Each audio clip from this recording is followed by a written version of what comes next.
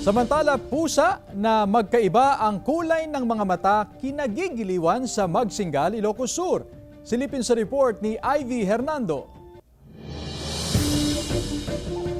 Sa dami ng alagang hayop ni Nino Benson, taga-barangay Barbarit, Magsingal, Ilocos Sur, isa raw ang kanyang paborito. Yan ang isang taong gulang na si Muning.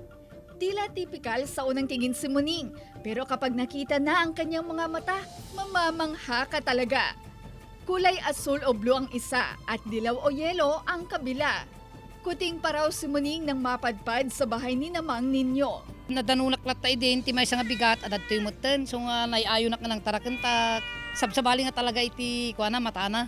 Ayon sa veterinaryo, heterochromia ang tawag sa kondisyon ng magkaibang kulay ng mga mata ni Muning. Bihira raw ang kasong ito at hindi basta-basta na ipapasa sa mga anak ng pusa. So pwede rin kasi na genetic predisposition pa rin yung cause nun. Kaya so minsan meron tayo yung mga nakatago, yung tinaterm natin na recessive o kaya yung dominant gene doon sa mga parents at doon ang magtatagpo at doon ang lalabas doon sa mga anak. Kasama si George Benson, Ivy Hernando, 1 North Central Luzon.